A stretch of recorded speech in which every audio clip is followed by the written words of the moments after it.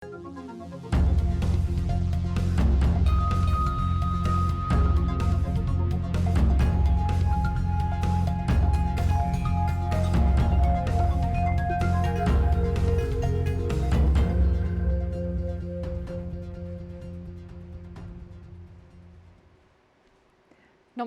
यो news 24 television 8 बजेको news बुलेटिनमा स्वागत छ।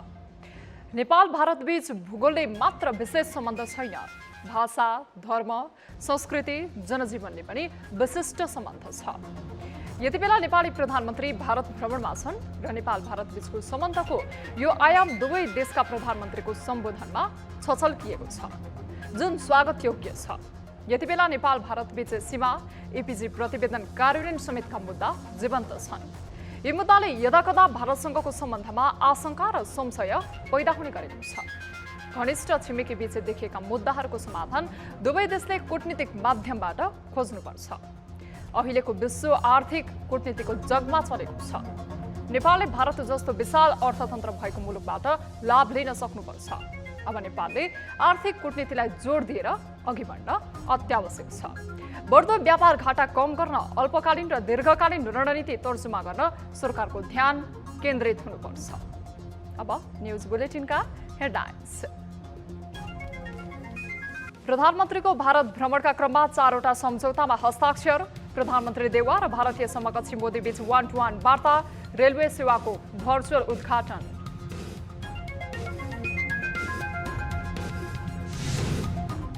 नेपाल भारत सीमा समस्याको समाधान द्विपक्षीय वार्ताबाट खोज्न देउवाको आग्रह। विद्युत निर्यात गरेर नेपालले आर्थिक प्रगति गर्न सक्ने भारतीय प्रधानमन्त्रीको विश्वास। नयाँ नयाँ प्रोटोकलहरू बनिरहेको हुन्छ, कुनै सेट प्रोटोकल हुँदैन। रेल ल्याइएको 17 महिनापछि जनकपुर जयनगर रेल सञ्चालनमा। जनकपुरमा रेल आउँदा स्थानीय उत्साहित। भारतीय पाहुनाको भव्य स्वागत। आइतबारदेखि व्यावसायिक यात्रा थाल्ने। पेट्रोलियम व्यवसायीहरूको कमिसन खेल्ने। बजारमा इन्धन अभाव। पम्पहरू बन्द हुँदा सर्वसाधारणलाई शास्ति। अत्यावश्यक सेवा ठप्प पार्न पनि सरकार भने मुखदर्शक। हामीले हरेक कुरा सहज रूपमा उपभोग गर्न पाउने हामी उपभोक्ताले कहिले हो। र मलेसियालाई 85 रनले हराउँदै नेपाल त्रिकोणात्मक T20 सिरिजको फाइनलमा प्रवेश। नेपालका लागि दिपेन्द्र सिंह ऐरेको शानदार शतक। अब फाइनलमा PNG-सँग खेल्ने।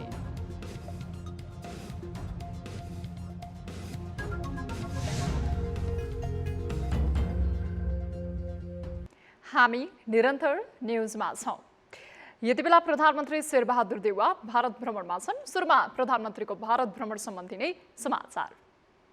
भारत भ्रमण विशेषका साथमा आफ्नै बगानको ताजा चिया टोक्ला चिया। अमृत नै हो विगत 45 वर्षदेखि। अमृत तेल नै हो अमृत। 100% शुद्ध नरिवल तेल, प्यारासुट ऑयल, सावित्री कञ्चनजङ्घा अगरबत्ती, सुबासको बहार धमाकेदार उपहार। 3 दिने भारत भ्रमणका क्रममा नयाँ दिल्लीमा रहेका प्रधानमन्त्री शेरबहादुर देउवाले शनिबार महत्त्वपूर्ण भेटघाट गरेका छन्। प्रधानमन्त्रीको भ्रमणमा सीमा विवादको कुरा उठेको छ भने 4वटा सम्झौता पनि भएको छ। नेपाल भारतबीच संयुक्त बैठक बस्नुअघि प्रधानमन्त्री स्तरमा 1-to-1 वार्ता पनि भएको छ। एक रिपोर्ट। सीमा समस्या लगायतका राजनीतिक घटनाक्रमबाट नेपाल भारत सम्बन्धमा आशंका र सञ्चय पैदा भइरहँदा प्रधानमन्त्री शेरबहादुर देउवाले भारतको भ्रमण गरेका हुन्। भारतीय प्रधानमन्त्री नरेन्द्र मोदीको निमन्त्रणामा देउवा 3 दिने भ्रमणमा गएका हुन्। भ्रमणमा समकक्षी मोदीसँगको 1-to-1 वार्तामा देउवाले सीमा विवादको मुद्दा समेत उठाएका छन्। हैदराबाद हाउसमा भएको द्विपक्षीय वार्तापछि प्रधानमन्त्री स्तरमा आयोजित पत्रकार सम्मेलनमा देउवाले सीमाको बारेमा पनि छलफल गरेको जनाए। उनले द्विपक्षीय संयन्त्र मार्फत सीमा समस्या समाधान गर्न आग्रह गरेको उल्लेख गरे। I would like to speak now that we discussed the boundary issues and I urged Modi to resolve through the establishment and a bilateral mechanism. भारतले नेपाली भूमि लिपुलेक, लिम्पियाधुरा र कालापानी हुँदै तिब्बतको मानसरोवर जाने सडक बनाएपछि नेपालले सो क्षेत्र गाभेर आफ्नो नक्सा अद्यावधिक गरेको थियो। यो घटनाक्रमसँगै दुई देश बीचको सम्बन्धमा चिसोपना आएको छ। प्रधानमन्त्री देउवाले नेपालको विकासमा भारतीय सहयोग महत्त्वपूर्ण भएको जनाएका छन्। India and Nepal share age-old, time-tested, and multidimensional ties that covers all spheres of our interaction. We share democratic values, culture ethos, and civilization linkage, and similar ambition in inclusive development. भारतीय प्रधानमन्त्री मोदीले नेपाल र भारतको जस्तो सम्बन्ध विश्वमै अन्यत्र नरहेको दावी गरे। उनले नेपाल र भारत अनादिकालदेखि नै एक अर्काको सुख दुःखको साथी रहेको उल्लेख गरे।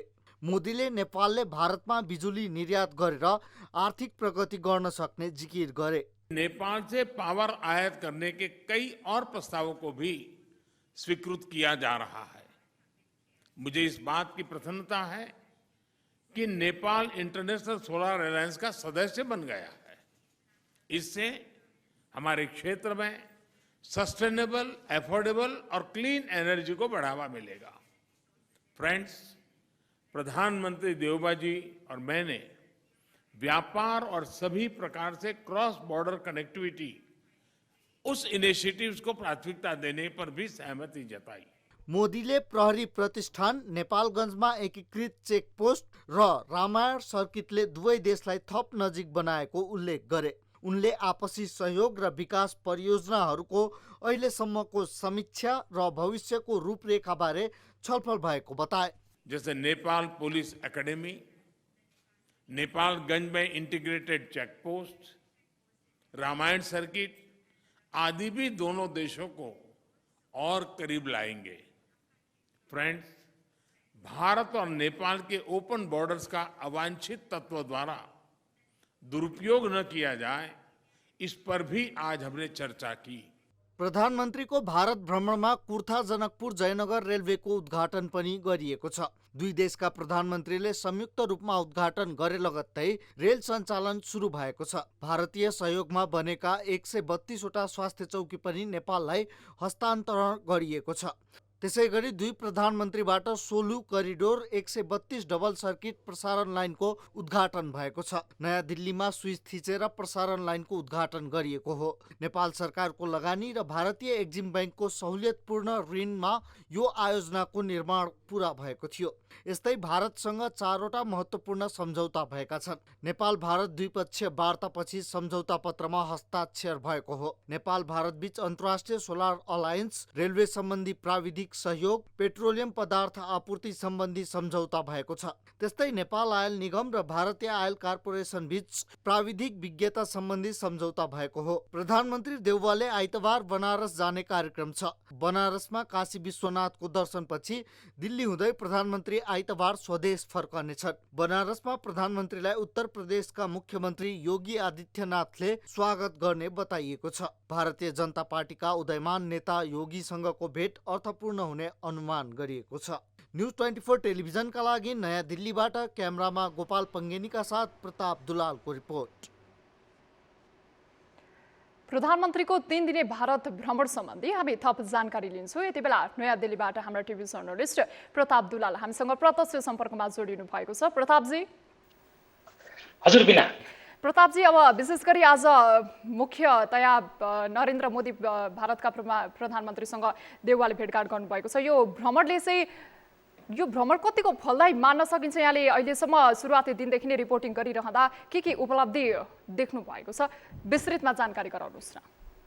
बिना प्रधानमन्त्री शेरबहादुर देउवाको यो 3 दिने भ्रमणको 2 दिनको लगभग कार्यतालिका पूरा भइसकेको छ र तेस्रो दिन बाँकी छ। तेस्रो दिन बनारस जाने या धार्मिक तीर्थाटन भनौँ, अझ त्यसका लागि मात्र काम बाँकी रहेकोला मुख्य काम पूरा भइसकेको छ र यो भ्रमणलाई समग्रमा फलदायी नै भन्नुपर्ने हुन्छ। किनभने यो भ्रमणमा लामो समयदेखि बाँकी रहेका कुराहरू र विशेष गरी ऊर्जा सम्बन्धी व्यापारका कुराहरू, हवाई रुट खोल्ने कुराहरू, भारतबाट थप सहयोग लिने कुराहरू, खुला सीमा व्यवस्थापनका कुराहरू भएका छन् र त्यस्तै राजनैतिक रूपमा पनि अब भारतीय जनता पार्टीसँग प्रधानमन्त्री देउवाको भेट भेटघाट हुनु र अब बनारसमा चाहिँ योगी आदित्यनाथ उदीयमान नेता हुनु हुने उनीसँग भेटघाट हुने कार्यतालिका छ। त्यसले पनि एउटा राजनीतिक फाइदा पनि दिनेछ र यस्तै भारतीय प्रधानमन्त्री मोदीलाई प्रधानमन्त्री शेरबहादुर देउवाले नेपाल भ्रमणका लागि पनि निम्तो दिनुभएको छ। कालापानी लिम्पियाधुरा जस्ता क्षेत्रमा रहेका सीमा विवाद पनि कोट्याइएको छ भने यसलाई समग्रमा संवादहीनताको अन्त्य पनि भएको र यी विषयहरू उठान भएकोले यसलाई समग्रमा उपलब्धिमूलक मान्नुपर्छ बिना। अब जस्तो यो भ्रमणमा चाहिँ विशेष गरी यति बेला प्रधानमन्त्री देउवाले 81 नै गएको भ्रमण जतिकै मान्न पनि सकिन्छ।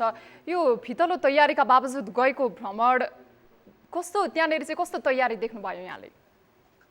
बिना अब नेपालको तर्फबाट वास्तवमा यहाँले भनेको जस्तै फितलो तयारी भएकै हो, तयारी कम नै भएको हो। महत्त्वपूर्ण विषयहरू उठान गर्न अझै पनि चुकेको छ।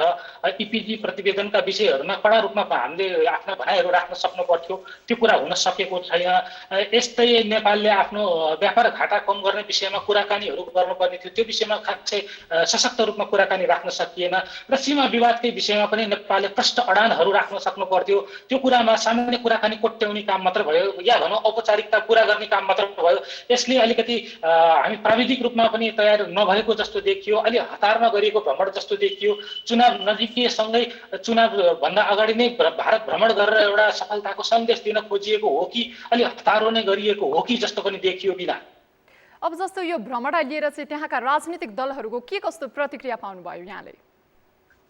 बिना अब हामीले यहाँ औपचारिक अनौपचारिक रूपमा बुझ्दा राजनीतिक दलहरू यहाँका विशेष गरी सत्तारूढ भारतीय जनता पार्टीले अब यो भ्रमणलाई सकारात्मक भनेको छ। विशेष गरी यो सत्तारूढ दल भाजपा नेपालसँगको सम्बन्ध बलियो बनाउन चाहन्छ, अलि नेपालसँग निकटस्थ हुँ भन्ने उहाँहरूको दाबी पनि हुने गरेको छ। उहाँले सकारात्मक रूपमा लिनुभएको छ। तर उहाँ प्रधानमन्त्री देउवाले भारतीय जनता पार्टीका नेताहरूसँग उहाँकै कार्यालयमा गएर भेट्नुभयो, तर अन्य दलका नेताहरूसँग खासै महत्त्व नदिनु भएको जस्तो देखिएको छ।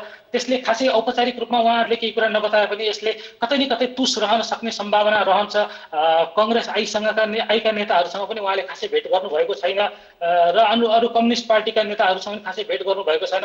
यसले सन्तुलनको हिसाबले त त्यति सशक्त नदेखिए पनि तर सत्तारूढ दल विशेष गरी भारतीय जनता पार्टी उहाँ यो दलसँगको सम्बन्ध अलिक विस्तार भएको छ र राजनीतिक रूपमा नेपालकै तर्फबाट पनि राजनीतिक सम्बन्ध विस्तारका लागि यो भ्रमण फलदायी रहेको भन्न सकिन्छ बिना।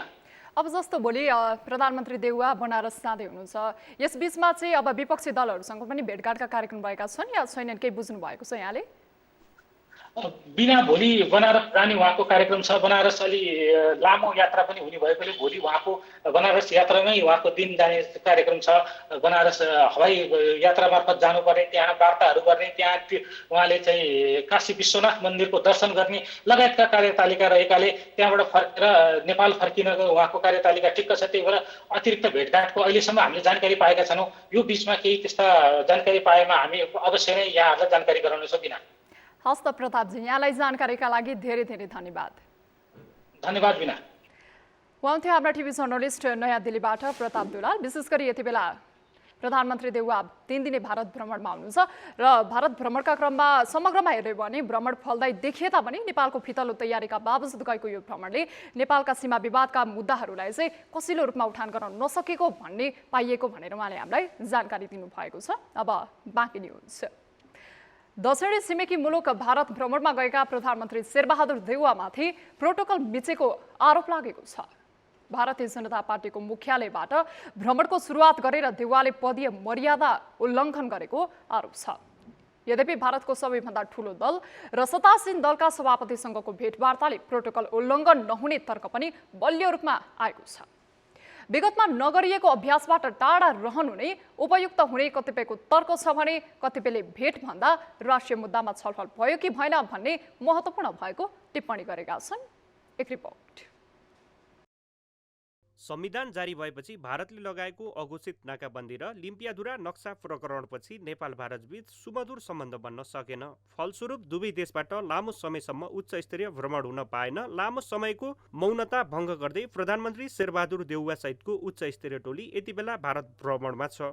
भ्रमणका बेला भारतको जयनगरदेखि नेपालको कुर्ता जोड्ने रेलवे लाइनको उद्घाटन गरिएको छ। साथै पञ्चेश्वर जलविद्युत परियोजना, हवाई रुट पर्मिट र सीमा विवाद लगायतका विषयमा छलफल भएको छ।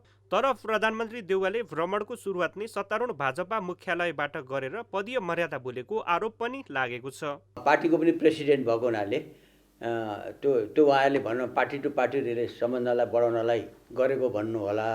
तर अहिले प्रधानमन्त्री स्तरको मान्छेले म पनि दुईपल्ट त्यहाँ प्रधानमन्त्रीसँग पनि गएको थिएँ। उहाँहरू कर्सी कल गर्ने आउनुहुन्थ्यो। पहिले प्रधानमन्त्री नभएको बेला त पार्टीमा हेर्ला नेताहरूलाई पनि भेटेको हो होइन। तर अहिले यसपालि चाहिँ त्यो अलिकति यो प्रक्रिया मिलेन। नेपाली काङ्ग्रेसका सभापति समेत रहेका प्रधानमन्त्री देउवाले भाजपा कार्यालयमा गएर भेटवार्ता गर्नुहुन्छ कि हुँदैन भन्नेमा मत विवादित छ। छिमेकी देशको सत्तारूढ दलसँग सम्बन्ध सुधारमा भएको भेटवार्तालाई सामान्य रूपमा लिनुपर्ने मत पनि बलियो रूपमा आएको छ। आफ्नो देशको इन्ट्रेस्टमा र देशको नयाँ प्रोटोकलहरू बनिरहेको हुन्छ। कुनै सेट प्रोटोकल हुँदैन। त्यसरी चाहिँ एकदमै अन्यथा नै गरिहाल्नु हुँदैन भनेर चाहिँ। र यो कुनै नयाँ कुरो थिएन। बिजेपीको हेडक्वार्टरमा जानु भनेको अपराधी प्रधानमन्त्रीले त्यस्तो कुनै अप्ठ्यारो काम गर्नुभयो जस्तो लाग्दैन। Bharatiya Janata party ruling party हो। उसले उसको हेडक्वार्टरमा प्रधानमन्त्रीको सम्मान गर्नलाई प्रोग्राम राखो। त्यसले केही बिग्रेन। नयाँ नक्सा जारी भएपछि दुई देशबीच देखिएको असमझदारी कम गर्न उच्चस्तरीय भ्रमणले भूमिका खेल्ने जनअपेक्षा छ। एक अर्काको हितलाई ख्याल गर्दै भारतसँगको बढ्दो व्यापार घाटा कम गर्नेदेखि लगानी बढाउने सम्मका विषयमा छलफल हुनु सकारात्मक हो। तर प्रधानमन्त्रीले पदीय मर्यादाको ख्याल गर्दा राम्रै हुने विज्ञको मत छ। नेपालले आफ्नो असन्तुलित व्यापार घाटा जुन भारतसँग छ, जुन गहिरो रूपमा नेपालले महसुस गरेको छ, यसबारेमा कुनै न कुनै प्रकारको एउटा निराकरणको एउटा एक्जिट, कुनै एउटा बाटो निकास हामीलाई चाहिन्छ पहिलो कुरो।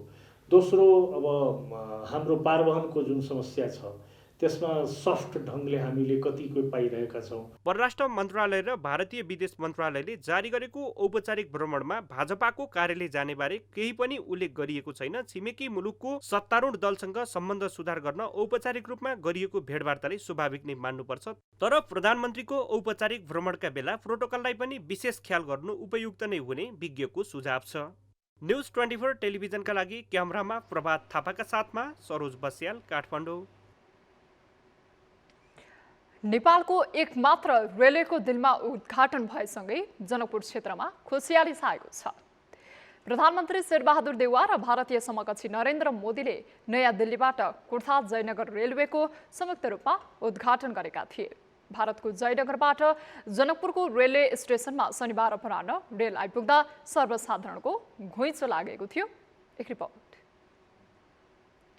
लामो समयसम्म घुम्टो ओढाएर राखिएको रेलले अन्ततः शनिबारदेखि चलायमान भएको हो। भारतबाट रेल जनकपुर आइपुग्दा सर्वसाधारणको भिड लागेको थियो।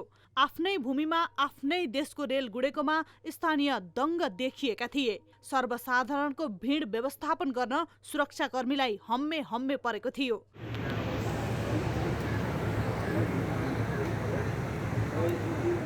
पाहुना बोकेर रेल जनकपुर आइपुग्दा मध्य प्रदेशका मुख्यमन्त्री लालबाबु राउत लगायतले स्वागत गरेका थिए। रेलले आइतबारदेखि व्यावसायिक यात्रा सुरु गर्नेछ। दैनिक 2 पटक रेल नेपाल भारत गर्नेछ। त्यसमा दैनिक 5000 जनाले यात्रा गर्न सक्नेछन्। हाल रेलको यात्राको लम्बाइ 35 किलोमिटर रहेको छ। रेल यात्राका लागि सुरक्षाको दृष्टिले नागरिकता, पासपोर्ट वा अन्य परिचय पत्र अनिवार्य गरिएको छ। स्कुले विद्यार्थीको हकमा शैक्षिक संस्थाले दिएको फोटो सहितको परिचय पत्र हुनुपर्नेछ। रेल यात्राको भाडा पनि तय भएको छ। साधारणतर्फ प्रति व्यक्ति 90 रुपैयाँ र एसी सहितको विशिष्टमा यात्रा गर्दा 450 रुपैयाँ भाडा कायम गरिएको छ। न्युज 24 टेलिभिजनका लागि धनुषाबाट टिभी जर्नलिस्ट सञ्जीव कुमार झाको रिपोर्ट। नेकपा एमालेका अध्यक्ष केपी शर्मा ओलीले एमाले फुटेको भनिए पनि पार्टीलाई कुनै क्षति नपुगेको बताएका छन्। उनले एमाले पहिले जस्तै रहेको भन्दै कार्यकर्ताहरूलाई नआत्तिन आग्रह गरेका छन्। एमाले खोटाङले दिक्तेलमा शनिबार आयोजना गरेको जनसभालाई सम्बोधन गर्दै ओलीले यस्तो बताएका हुन्। यस्तै एमाले समृद्धिको पक्षमा उभिएकाले त्यसबाट आत्तिएर षड्यन्त्र गरेर परमादेशबाट हराइएको ओलीले आरोप लगाएका छन्। बुढापाका मानिसहरू हुनुहुन्छ, उहाँहरूको हेरविचार गर्न जरुरी छ। उहाँहरूलाई मद्दत पुर्याउनु जरुरी छ, उहाँहरूलाई माया गर्न जरुरी छ, उहाँहरूलाई समर्थन गर्न जरुरी छ भनेर पहिलोपल्ट सोच्ने पार्टी नेकपा एमाले हो र वृद्ध भत्ताका नाउँमा ज्येष्ठ नागरिक भत्ता, सामाजिक सुरक्षा भत्ताको सुरुवात गर्ने, लोक कल्याणकारी राज्यको अवधारणा सुरु गर्ने पार्टी नेकपा एमाले हो। खोटाङको कार्यक्रममा ओली पत्नी राधिका साक्य, नेता रामबहादुर थापा, एमालेका प्रमुख सचेतक विशाल भट्टराई लगायतका नेता पुगेका थिए। शनिबार धार्मिक पर्यटकीय स्थल हलेसीको भ्रमण गरी नेता ओली दिक्तेलको कार्यक्रममा पुगेका हुन्। नेकपा माओवादी केन्द्रका अध्यक्ष पुष्पकमल दाहाल प्रचण्डले मुलुकको परिवर्तन गुम्ने खतरा कायमै रहेको भन्दै आशंका व्यक्त गरेका छन्। शनिबार काठमाडौँमा आयोजित पार्टी प्रवेश कार्यक्रममा प्रचण्डले माओवादी केन्द्रले मुलुकमा परिवर्तन ल्याएको दावी गर्दै मुलुकको नेतृत्व भने परिवर्तन रोक्नेहरूको हातमा जाने अवस्था निम्तिएको बताएका छन्। उनले माओवादी जितेको पालिकाहरूमा मात्र राम्रो काम हुन सकेको दावी पनि गरेका छन्। उनले मुलुकको हरेक पालिकामा सुशासन, विकास तथा समृद्धिको ढोका खोल्न आवश्यक रहेको धारणा राखे।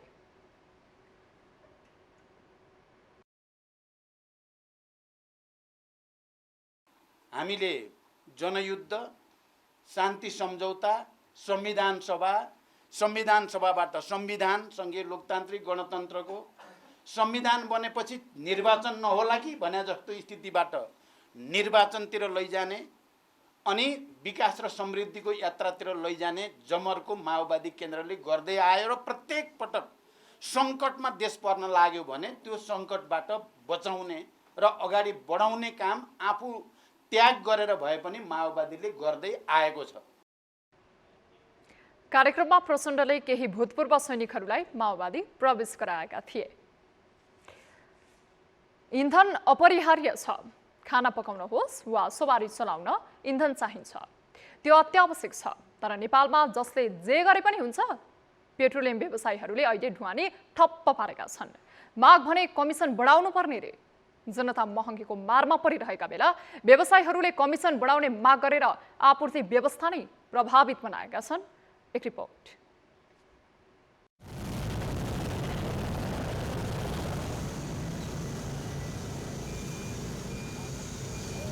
काठमाडौँका अधिकांश पम्पहरू शनिबार बन्द थिए। सबैजसोमा पेट्रोलियम पदार्थ बिक्री वितरण थिएन। नेपाल आयल निगम र पेट्रोलियम ढुवानी व्यवसाय बीच विवाद छ। यति बेला व्यवसायी भन्छन् कमिसन बढाऊ, निगम मान्दैन।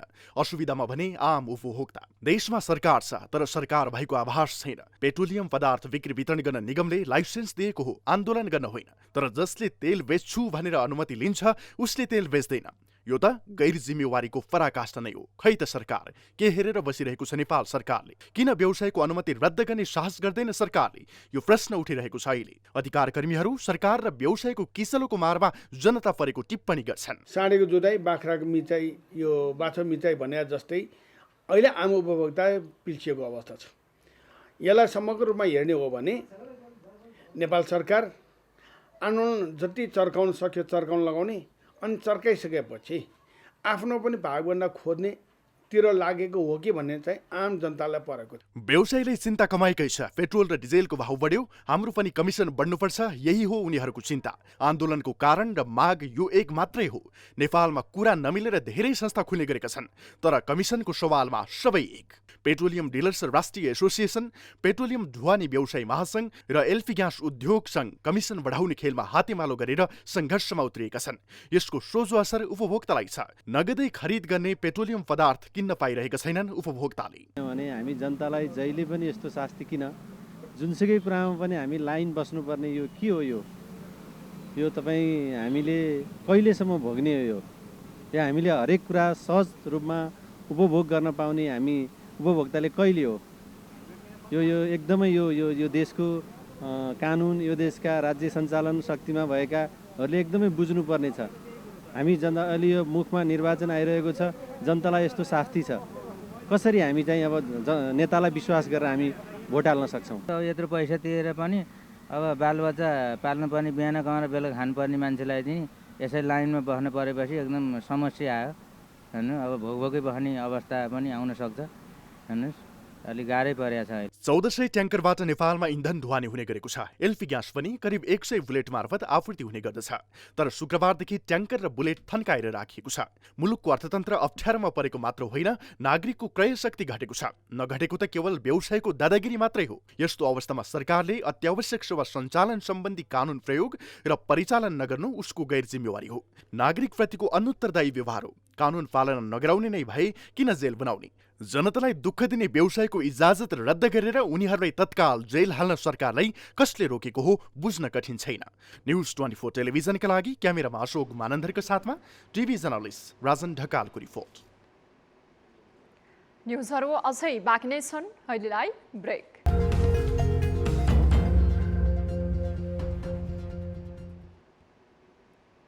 हामी निरन्तर न्युजमा छौँ। पछिल्लो समयमा विश्वभरि नै विद्युतीय गाडीहरूप्रति सबैको आकर्षण बढ्दै गएको छ। युक्रेनमाथि रुसको अवस्थाका कारण इन्धनको अचाक्ली मूल्य वृद्धि पनि माग बढ्न थालेको छ। वातावरणीय सचेतनाले पनि नेपालमा विद्युतीय सवारीप्रतिको आकर्षण बढेको हो। अझ सरकारले समेत यसलाई बढावा दिने खालका नीति लिँदा विद्युतीय गाडीहरूको प्रयोग नै बढ्दै गएको छ। तर इन्धनबाट चल्ने गाडीलाई विद्युतीय गाडीमा रूपान्तरण गर्ने विषयमा सरकार अझै स्पष्ट नहुँदा यस्तो हकमा भने समस्या यथावत रहेको छ। एक रिपोर्ट। पछिल्लो समय बढ्दै गएको विद्युतीय गाडीप्रतिको आकर्षणलाई मध्यनजर गर्दै सरकारले इन्धनबाट चल्ने गाडीलाई विद्युतीय गाडीमा रूपान्तरण गर्न दिने निर्णय गरेको छ। सवारी तथा यातायात ऐन 2049 को केही बुँदा संशोधन गर्दै विद्युतीय गाडीमा परिवर्तन गर्न दिने निर्णय गरेको हो। यो व्यवस्था परीक्षणकालका रूपमा रहेको छ। 3 वर्षका लागि सरकारले इन्धनका गाडीलाई विद्युतीय गाडीमा बदल्न दिने भएको छ। विद्युतीय गाडीमा परिवर्तन सम्बन्धी स्पष्ट कानुन नबने पनि केही समयका लागि इन्धनबाट चल्ने गाडीको स्वरूप परिवर्तन गरेर विद्युतीय गाडीमा परिणत गर्न सकिने व्यवस्था सरकारले गरेको छ, जसका कारण पनि अहिले धेरै ग्राहक भइरहेको सवारीलाई विद्युतीय बनाउनतर्फ आकर्षित हुन थालेका छन्। बजारमा अरू केही विद्युतीय सवारी साधनहरू हामीभन्दा सस्तो पनि उपलब्ध छन्। अब यो भनेको अब कसको कति बजेट छ, त्यो बजेट अनुसारले उहाँको आवश्यकता के हो, त्यो आवश्यकतालाई पुरा गर्छ कि गर्दैन, त्यो आधारमा उहाँले निर्धारण गर्ने कुरा हो। अहिले विश्व बजारमा गाडी रेट्रोफिटिङ गर्ने चलन सुरुवात भइसकेको छ। यसले गाडीलाई वातावरण मैत्री वा ऊर्जा खपत बढाउनमा ठूलो भूमिका खेलेको हुन्छ। यस्ता गाडीहरूको हकमा रेट्रोफिटिङ भनेको पुरानो प्रणालीमा नयाँ प्रविधि वा सुविधाहरू थप्नु हो। पछिल्लो समय नेपालका गाडी विक्रेता कम्पनीहरूले पनि यस्तो गर्न थालेका छन्, जसमा गाडीको ब्याट्रीको क्षमताका आधारमा न्यूनतम 7 लाखदेखि 16 लाखसम्म पर्ने कम्पनीहरूको भनाइ छ। मल्टिपल फ्याक्टरले डिटरमाइन गर्छ, जस्तो त्यसमा स्पिड कति चाहियो, रेन्ज कति चाहियो भन्ने कुरा हो। र हामीले 2019 मै गरिसकेको चिज हो र कन्भर्जनको लागि दिगोले सर्भिस दिन्छ। नेपालमा पुराना इन्धन गाडीको संख्या 28 लाख भन्दा धेरै छ। सरकारले इन्धनबाट चल्ने 20 वर्ष पुराना गाडी हटाउन जोडबल गरे पनि सकिरहेको छैन। कतिपय कम्पनीहरूले पुराना गाडीलाई फेरि प्रयोगमा ल्याउन विद्युतीयमा रूपान्तरण गरिरहेका पनि छन्। तर इन्धनबाट चल्ने सवारी साधनलाई विद्युतीयमा बदल्न दिगो कानुनी व्यवस्था अहिलेसम्म छैन। सोही कारण यस सम्बन्धमा अझै पनि दुविधा देखिएको छ। न्युज 24 टेलिभिजनका लागि क्यामेरामा प्रभात थापाका साथ टिभी जर्नलिस्ट खगेश्वरी कार्की, काठमाडौँ। हृदय त्रिपाठी नेतृत्वको जनता प्रगतिशील पार्टी नेपालले स्थानीय तह निर्वाचनमा दलीय गठबन्धनलाई तोडेर अघि बढ्न आम मतदातालाई आह्वान गरेको छ। सत्तारूढ दलहरूले गठबन्धन गरेर स्थानीय तहको निर्वाचन लड्ने तयारी गरिरहेका बेला प्रगतिशील पार्टीले यस्तो आह्वान गरेको हो। शनिबारबाट काठमाडौँमा सुरु भएको पार्टीको केन्द्रीय कमिटीको बैठकमा सहभागी रहेका नेता डाक्टर शिवजी यादवले दलहरूलाई रोजेर जनताले मत दिने अधिकारलाई कटौती गर्ने भएकोले पनि आफ्नो पार्टीले गठबन्धन तोडेर निर्वाचनमा जानुपर्ने अडान लिएको स्पष्ट पारेका छन्।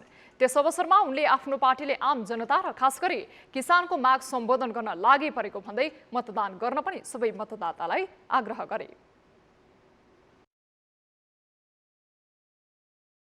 दल आफ्नो आफ्नो विचार बोकेर जनतामा जाने, कुन विचारलाई जनताले म्यान्डेट दियो त्यसअनुसार आएर डेलिभरी दिने, फेरि आवधिक निर्वाचनमा त्यसको मूल्याङ्कन जनताले गर्छ भनेपछि यो सिद्धान्त, यो बहुदलीय प्रजातन्त्र दलीय व्यवस्थामा को गठबन्धनको जुन संस्कृति छ, यो विरोधाभासी क्रियाकलाप हो। यो यथाशीघ्र रोक्नुपर्छ। जनता प्रगतिशील पार्टी नेपालले स्थानीय तहको निर्वाचनमा जाँदा स्थानीय तहमा भएको भ्रष्टाचारको भण्डाफोर गरेर जाने पनि जनाएको छ। स्थानीय तहको निर्वाचन नजिकै गर्दा वर्षामा राजनैतिक दलहरूको सक्रियता बढ्न थालेको छ। राजनैतिक दलहरूले पार्टी प्रवेशदेखि वडामा प्रचार कार्यालय स्थापना गरेका छन्।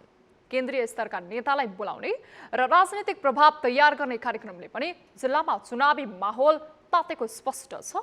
एक रिपोर्ट। तराईमा गर्मीसँगै चुनावी सरगर्मी पनि बढेको छ। एमाले, कांग्रेस, माओवादी केन्द्र, जनता समाजवादी पार्टी लगायत सबै दलले चुनाव केन्द्रित कार्यक्रम गर्न थालेका छन्। सत्ता पक्ष तथा विपक्षका सबै दलहरूले यहाँ आफ्नो चुनावी गतिविधि बढाएका छन्। पर्सामा हालसम्म सत्ता गठबन्धन मध्येको नेकपा माओवादी अध्यक्ष पुष्पकमल दाहाल र एकीकृत समाजवादीका अध्यक्ष माधव कुमार नेपाल बाहेकका सबै पार्टीका अध्यक्ष र शीर्ष नेताहरू आइसकेका छन्। चैत 10 गते लोसपाका अध्यक्ष महन्त ठाकुर र वरिष्ठ नेता राजेन्द्र महतो वीरगञ्ज पुगेर नेता कार्यकर्तालाई प्रशिक्षण दिँदै स्थानीय तहको निर्वाचनमा जित्ने गरी खट्न निर्देशन नै दिए। यस्तै चैत 7 मा मधेस आन्दोलनका चर्चित नेता राजेशमान सिंह जसपामा प्रवेश गरे। नेता सिंहले लोसपा परित्याग गरी एमाले जाने तयारी गरेका थिए। तर एमाले आफूभन्दा पहिले नै वीरगञ्ज महानगरपालिकाका नगर प्रमुख विजय कुमार सरावगीलाई पार्टी प्रवेश गराएपछि उनी असन्तुष्ट भएर जसपा प्रवेश गरेका हुन्। कसैलाई पनि पार्टी प्रवेश गराउने भन्दा अगाडि त मलाई टाइम दिएको थियो नि, त मसँग किन त्यत्रो जेलेस? त पक्कै पनि मतलब चाहिँ यहाँ आएको भए पनि काम गर्न दिँदैन थियो। त यही सोचले चाहिँ हामीहरू त ग्रासरुटमा खट्ने व्यक्ति, हामीहरू जनताको बिचमा रहेर काम गर्ने व्यक्ति, भोलि मलाई त्यसैबाट वञ्चित गराउन सकिन्छ भने त्यसमा रहेर म के गर्छु? यही सोचले चाहिँ हामीहरूले चाहिँ सम्पूर्ण टिम बसेर चाहिँ नि एमालेमा नजाने निर्णय गरे हो। गत 26 फागुनमा प्रधानमन्त्री एवं नेपाली कांग्रेसका सभापति शेरबहादुर देउवाले पर्साको पोखरिया नगरपालिकाका मेयर दीपनारायण रौनियारलाई कांग्रेसमा प्रवेश गराए। रिजवान अन्सारी नेतृत्वको नेपाल संघीय समाजवादी पार्टीबाट मेयर बनेका रौनियार आगामी स्थानीय तह निर्वाचनमा टिकटका लागि नै कांग्रेस प्रवेश गरेको चर्चा छ। त्यसैगरी वीरगञ्ज महानगरपालिकाका नगर प्रमुख विजय सरावगी पनि टिकटकै लागि एमालेमा लागेका छन्। कांग्रेसी मन सुरुदेखि नै थियो, तर कांग्रेसमा पहिलादेखि यति नै भिड छ, त्यहाँनिर हाम्रो अटाउने काम हुँदैन। फेरि त्यहाँ जहिले पनि काउन्टर भोटिङहरू गर्ने बानी छ कि, त्यो कारणले गर्दा मलाई लाग्यो कि अहिलेको हिसाबले जुन हिसाबले ओलीजीले एउटा लिपुलेको घटनाबाट नेपालको भनौँ न एउटा राष्ट्रियताको जुन पहिचान, एउटा ठुलो पहिचान उहाँले जुन इस्टाब्लिस गराइदिनु भयो, एउटा राष्ट्र सेवकको हिसाबले जुन उहाँले काम गरिदिनु भयो, त्यसबाट मैले प्रेरित पनि भएँ र त्यही कारणले गर्दा मैले एमाले नै रोजेको। त्यसैगरी चैत 9 गते काठमाडौँमा आयोजित एक कार्यक्रममा लोकतान्त्रिक समाजवादी पार्टीका नेता शिव पटेल एमाले प्रवेश गरे। मधेसवादी दलकै लोकप्रिय नेतालाई भित्र्याएर उम्मेद्वार बनाउँदा एमालेलाई मधेस मुद्दा समेत आफैसँग रहेको दर्शाउन सहज हुने तर्क स्थानीय नेताहरूको छ। नेकपा एमाले एउटा अभियान लिएर अगाडि बढेको छ।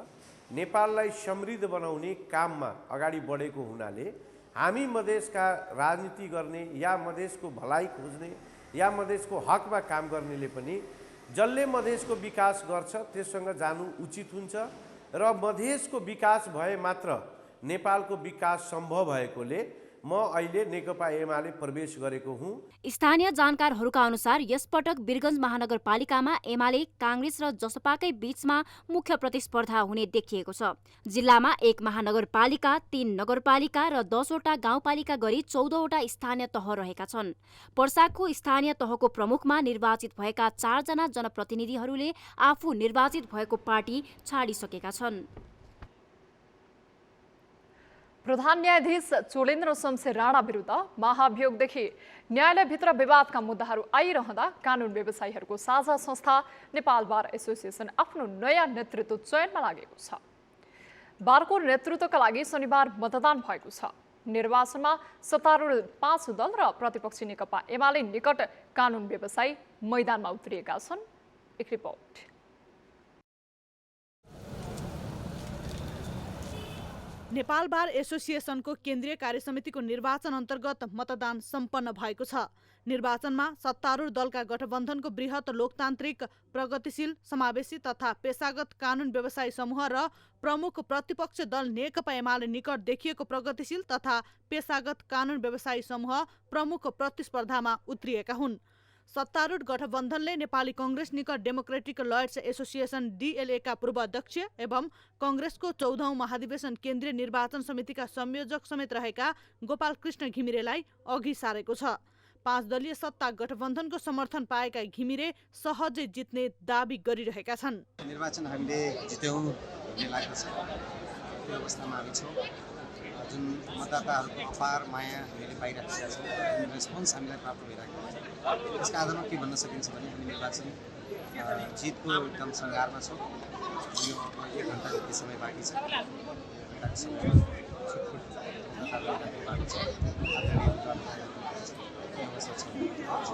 अध्यक्ष सहित 15 पद कांग्रेसलाई, साथै उपाध्यक्ष, महासचिव सहित पद गठबन्धनका अन्य घटकलाई भागबण्डा गरिएको छ। घिमिरे नेतृत्वको प्यानलसँग एमाले निकट प्रगतिशील तथा पेशागत कानुन व्यवसायी समूह PPLA का विष्णुमणि अधिकारीको प्यानल प्रतिस्पर्धामा छ। अधिकारीले गठबन्धन भएकै कारण आफू जित्ने दाबी गरिरहेका छन्। गठबन्धन भएको कारणले नै यो हाम्रो समूहलाई जित्नलाई सहज भएको हो, किनभने सरकार जहिले पनि बार भने स्थायी प्रतिपक्ष हो, बार वाचडग हो। बारले सरकारका गलत क्रियाकलापहरूको विरोध गर्नुपर्छ, बारको भूमिका त्यो हो। त्यसैले बार वाचडग भएको हुनाले सत्ता गठबन्धनको छाया बारमा पर्नुहुन्न। बार चाहिँ एउटा स्वतन्त्र हुनुपर्छ, पेशागत व्यावसायिक र मर्यादित हुनुपर्छ।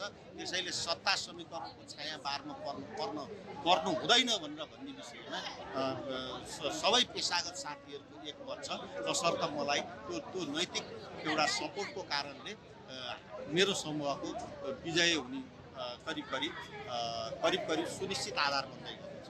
निर्वाचनमा व्यक्तिगत र समूहगत गरी 8 जनाले अध्यक्षमा उम्मेदवारी घोषणा गरे पनि 2 समूह नै मुख्य प्रतिस्पर्धी हुन्। अध्यक्ष सहित 11 पदाधिकारी र सदस्य गरी 25 जनाको कार्यसमितिका लागि निर्वाचन भएको हो। प्यानल सहित निर्वाचनमा उत्रेका दुवै जित्ने दाबी गरिरहेका छन्। पछिल्ला वर्षमा न्यायपालिका एकदमै विवादित बन्यो।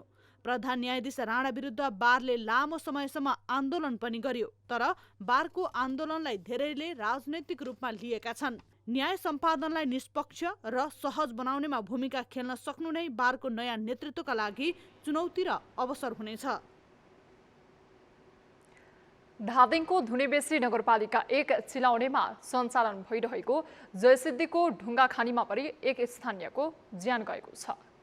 सो उद्योग जयसिद्धि रोडा ढुङ्गा उद्योग प्रणालीले मापदण्ड विपरीत खानी सञ्चालन गरिरहेको छ। जयसिद्धि रोडा ढुङ्गा प्रणालीका सञ्चालक न्याय सबै नबुझ्ने मृत पक्षका आफन्त र स्थानीयले माग राखेका छन्। एक रिपोर्ट।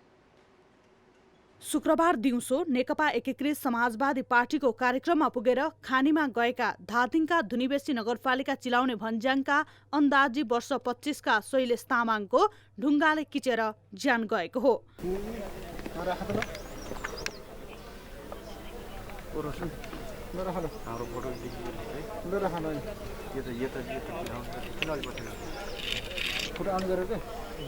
स्काभेटर चालक नुवाकोट जिल्ला ककनी गाउँपालिकाका अन्दाजी 35 वर्षका सूर्य लामा गम्भीर घाइते भएका छन्।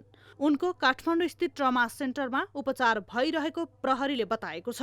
दुर्घटना दिउँसो करिब 4 बजेको समयमा भएको हो। दुर्घटना परिवारको सम्पर्कमा जयसिद्धि रोडा ढुङ्गा प्राइभेट लिमिटेडका सञ्चालक नआएसम्म सब नबुझ्ने मृतक पक्षका आफन्त र स्थानीयको माग छ। अब दुईजना मिसिनमा पर्यो। अब 2 जना मिसिन पर्दाखेरि 1 जना चाहिँ झिकेर लाने, उनीहरू कर्मचारी चाहिँ झिकेर लाने। हाम्रो चाहिँ आश त हुन्थ्यो नि, एउटा पाँच कि भन्ने आश हुन्थ्यो। अहिले अब कर्मचारी अब यहाँ अब मेन सञ्चालक चाहियो भन्दाखेरि अब कर्मचारी पठाएर हुन्छ त यहाँ केही पनि हुँदैन नि। कर्मचारीले डिलिङ गरेर केही पनि हुँदैन। मापदण्ड विपरीत राष्ट्रिय निकुञ्जको सीमामा खानी सञ्चालित छ। सडक, बस्ती, विद्यालय पनि खानीसँगै रहेको छ, तर खानी हटाउन स्थानीय सरकारले पनि ध्यान दिएको छैन। शिवपुरी राष्ट्रिय निकुञ्ज छ नि हजुर, त्यसले चाहिँ बन्द गर्न पनि खोजेका हुन्, तर भित्रभित्र चाहिँ चलखेल भएर त्यो भइरहेछ। यो घटना अहिले यो तत्काल यो नभए पनि पछिका दिनमा यो यस्तो घटना चाहिँ धेरै घट्ने सम्भावना छ कि एकदमै धराप छ त्यसमा। अनि यहाँ विद्यालय पनि छन् होइन, बर्खाको याममा चाहिँ अब विद्यालय खुलिन्छ, बच्चाहरू छ उता पारी स्कुलदेखि नै पारी गाउँदेखि नै विद्यालय बच्चाहरू चाहिँ धेरै आउने गर्छन् होइन। माथिबाट चाहिँ त्यस्तो धराप छ त हजुरहरूले देख्नु भएको छ नि। त्यसमा चाहिँ ढुङ्गाहरू गुल्टेर होइन, माटो र कहिले पहिरो खस्ने कहिले ढुङ्गै खस्ने अवस्था पनि छ क्या। स्थानीय सरकार ऐन 2074मा घना बस्ती र वन क्षेत्रको 2 किलोमिटर राजमार्गको 500 मिटर दूरीभित्रको नदीमा खानी सञ्चालन गर्न पाइँदैन। त्यस्तै सडक पुल तथा झोलुङ्गे पुलको 1 किलोमिटर तल र 500 मिटर माथिको नदीजन्य पदार्थ उत्खनन र सङ्कलन गर्न निषेध गरिएको छ। नगरपालिकासँगको सेटिङमा त्यहाँ 1 दर्जनभन्दा बढी खानी मापदण्ड विपरीत सञ्चालित छन्। अब हेल्थ न्यूज।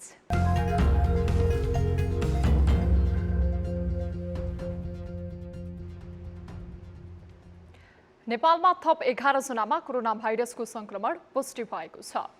देशभर गरिएको 2083 पीसीआर परीक्षणको क्रममा 10 जना र 1277 एन्टिजेन परीक्षणको क्रममा 1 जनामा कोरोना संक्रमण पुष्टि भएको हो। त्यस्तै कोरोनाका कारण शनिबार कसैको मृत्यु नभएको स्वास्थ्य मन्त्रालयले जनाएको छ। त्यस्तै थप 90 संक्रमित कोरोना मुक्त हुँदा हालसम्म नेपालमा 9,65,559 जना कोरोना मुक्त भएका छन्। हाल नेपालमा 941 सक्रिय संक्रमित आइसोलेसनमा रहेको स्वास्थ्य मन्त्रालयले जनाएको छ। अब बिजनेस न्यूज।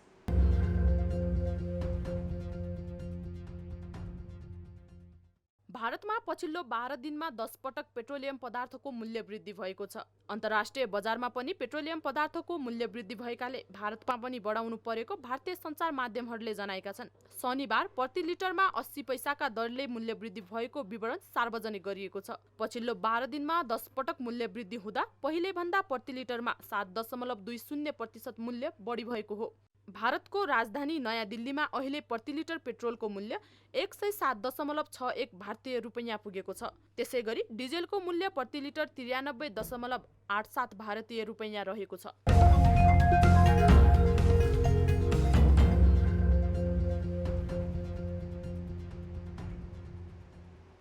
न्युजहरू अझै बाँकी नै छन्। अहिलेलाई ब्रेक।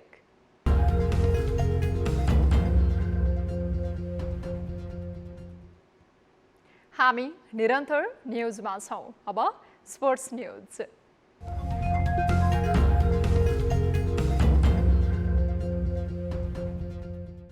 त्रिकोणात्मक टी20 सिरिजमा नेपाल अपराजित रहँदै फाइनल पुगेको छ। सिरिजको अन्तिम लीग खेलमा नेपालले मलेसियालाई 85 रनले पराजित गर्दै फाइनलमा स्थान बनाएको हो। क्रिवी क्रिकेट मैदानमा 224 रनको विशाल लक्ष्य पछ्याएको मलेसिया 19 ओभरमा 5 बलमा 138 रनमा अल आउट भयो। मलेसियाका भिरनदीप सिंहले सर्वाधिक 47 रन बनाए। नेपालका सन्दीप लामिछानेले 3 विकेट हात पारे। कमल सिंह ऐरी र दिपेन्द्र सिंह ऐरीले समान 2-2 विकेट लिए। कुशल भुर्तेलले आफ्नो टी20 अन्तर्राष्ट्रिय करियरमा पहिलो बलको पहिलो विकेट लिन सफल भए। त्यसअघि टर्च हारेर पहिलो ब्याटिङ गरेको नेपालले 5 विकेट गुमाएर 223 रन बनायो। दिपेन्द्रको आक्रमक शतकीय इनिङ्स खेलेपछि नेपालले टी20 अन्तर्राष्ट्रिय क्रिकेटको तेस्रो ठूलो स्कोर बनाएको थियो। दिपेन्द्रले अब विजित रहँदै 110 रनको इनिङ्स खेले। उनले 57 बलमा 10 चौका र 6 छक्का प्रहार गरे। टी20 अन्तर्राष्ट्रियमा पहिलो शतक पूरा गरेका दिपेन्द्रको यो स्कोर नेपाली खेलाडीको एक इनिङ्सको व्यक्तिगत धेरै रन हो। यस्तै दिपेन्द्र टी20 अन्तर्राष्ट्रिय क्रिकेटमा र एक दिवसीय अन्तर्राष्ट्रिय क्रिकेटमा शतक पूरा गर्ने दोस्रो नेपाली खेलाडी बनेका छन्। नेपालबाट यसअघि 2020 अन्तर्राष्ट्रियमा पारस खड्का, ज्ञानेन्द्र मल्ल र कुशल भुर्तेलले शतक बनाएका थिए। खेलमा रोहित पौडेलले समेत टी20 अन्तर्राष्ट्रियमा आफ्नो पहिलो अर्धशतक पूरा गरे। उनले 34 बलमा 5 चौकाको मद्दतमा 51 रन बनाए। सिरिजमा नेपालले 4 खेलमा 4 जित निकाल्दै 8 अङ्क जोडेर फाइनल पुगेको छ। यता मलेसिया भने प्रतियोगिताबाट बाहिरिएको छ। अब पीएनजी र नेपाल बीचको फाइनल खेल सोमबार क्रिवी क्रिकेट मैदानमा अपराह्न 12:30 मा हुनेछ। अब एउटा रोचक प्रसङ्ग। एउटा यस्तो पनि गाउँ छ जहाँ बस्ने सबैजना दृष्टिविहीन छन्। यो गाउँ मेक्सिको स्थित टिल्टेपक हो। यसलाई दृष्टिविहीनको गाउँ पनि भनिन्छ। यहाँ जनावरदेखि मानिससम्म कसैले पनि आँखा देख्दैनन्। यस गाउँमा जेपोटेक समुदायका जनजातिहरू बस्दछन्। बच्चाहरू जन्मदा स्वस्थ नै हुने भए पनि जन्मिएको केही दिनमै उनीहरूको दृष्टि गुम्छ।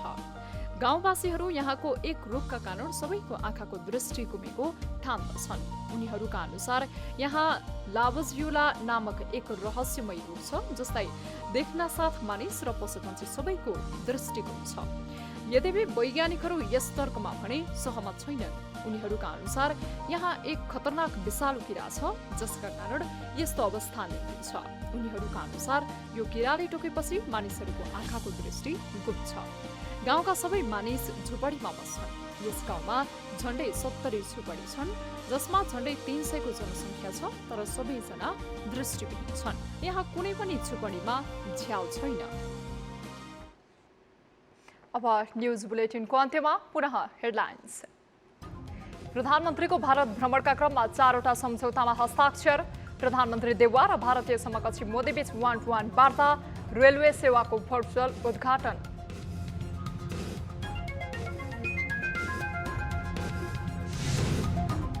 नेपाल भारत सीमा समस्याको समाधान द्विपक्षीय वार्ताबाट खोज्न देउवाको आग्रह।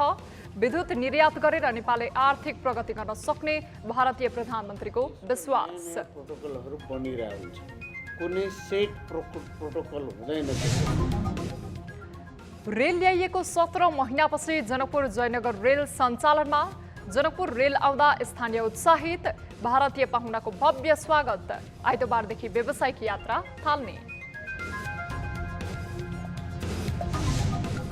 पेट्रोलियम व्यवसायीहरूको कमिसन खेल्ने बजारमा इन्धन अभाव। पम्पहरू बन्द हुँदा सर्वसाधारणलाई शास्ति। अत्यावश्यक सेवा ठप्प पार्दा पनि सरकार भने मुख दर्शक।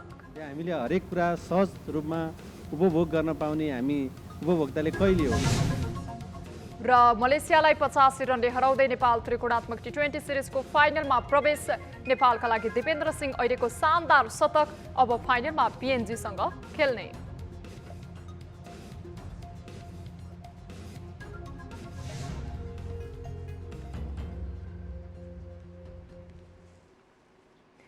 आठ बजेको न्यूज बुलेटिन अहिलेलाई यति नै। जाँदा जाँदै ताली र गालीका लागि हामीले सोधेको प्रश्न। 5 वर्षअघि वाम गठबन्धनका नाममा भोट मागेका नेताहरू यसपटक 5 दलीय गठबन्धनका नाममा भोट माग्ने तयारी गरिरहेका छन्। यस्ता तालमेलको उद्देश्य चुनाव जित्नु मात्रै हो त? हो भन्नेले तालीमा र होइन भन्नेले गालीमा। हाम्रो पात्रोको एप्लिकेसनमा गई भोट गर्न सक्नुहुनेछ। थप न्यूजका लागि हाम्रो वेबसाइट www.news24nepal.com हेर्नुहोला। साथै हामीलाई फेसबुक, ट्विटर र युट्युबमा पनि फलो गर्न सक्नुहुनेछ। यस्तै मोबाइल, इमेल र भाइबरबाट न्यूज24 को हेल्प डेस्कमा केही समस्या र गुनासा छन् भने सम्पर्क गर्न सक्नुहुनेछ। हामी निरन्तर न्यूजमा छौँ। नमस्ते।